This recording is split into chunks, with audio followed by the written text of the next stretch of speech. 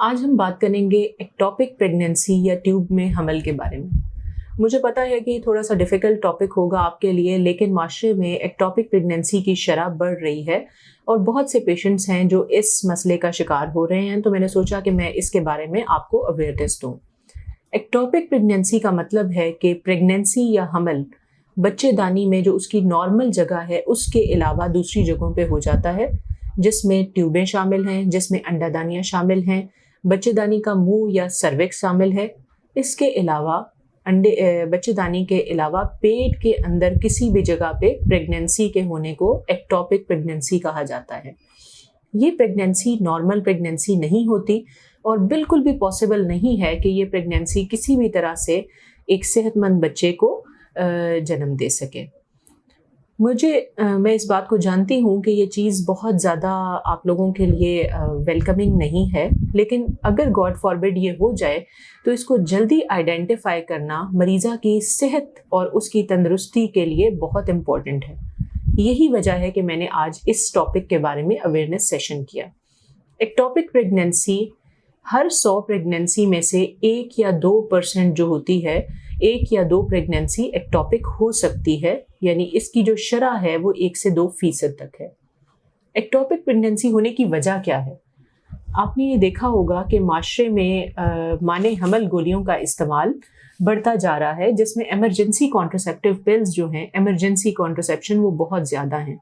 इनके अंदर प्रोजेस्टेरॉन नाम का एक हार्मोन होता है जो कि एक्टोपिक प्रेगनेंसी की शरह इंक्रीज होने का एक रीज़न हो सकता है। दूसरी वजह इन्फेक्शन है। बच्चेदानी, ट्यूब्स, अंडेदानियों या पेल्विस का जो इन्फेक्शन है, जिसे हम पेल्विक इन्फ्लामेटरी डिजीज़ भी कहते हैं, वो ट्यूबों को डैमेज कर देता है, यानी ट्यूबों को अंदर से ख़राब कर देता है, जो कि एक्टोपिक प्रेगनेंसी का बायस बन सकता है। आपको पता है कि माशरे में टीबी का भी एक बहुत बड़ा जो चंक है हमारी सोसाइटी का, वो ट्यूबरकुलोसिस या टीबी का शिकार है, जिसका इलाज प्रॉपरली लोग नहीं करवाते। तो ये भी एक्टोपिक प्रेगनेंसी का एक रीज़न हो सकता है।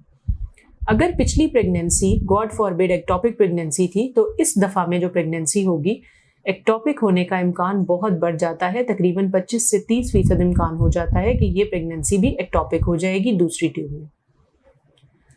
अब अगर एक्टोपिक प्रेगनेंसी हो गई है तो हम मरीज़ा की सेहत को और उसकी तंदुरुस्ती को किस तरह इंश्योर कर सकते हैं?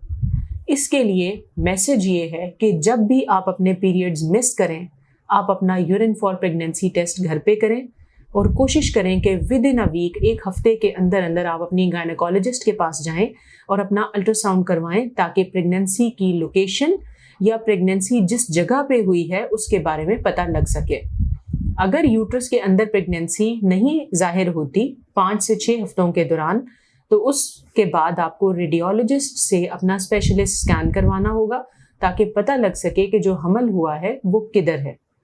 अगर आप इसको मिस कर देंगी तो ये चीज़ ख़तरनाक साबित हो सकती है कि अगर ये प्रेगनेंसी एक्टोपिक होगी तो ये उस जगह पे फट सकती है और बहुत ज़्यादा खून पड़ने की सूरत में मरीज़ा की जान को भी ख़तरा साबित हो सकता है। मुझे उम्मीद है कि एक्टोपिक प्रेगनेंसी के बारे में ये जो पहला सेशन है ये आपके लिए बहुत फ़ायदेमंद साबित होगा और आप इस आगाही को अपने इर्द गिर्द लोगों में भी ज़रूर फैलाएंगी। बहुत शुक्रिया।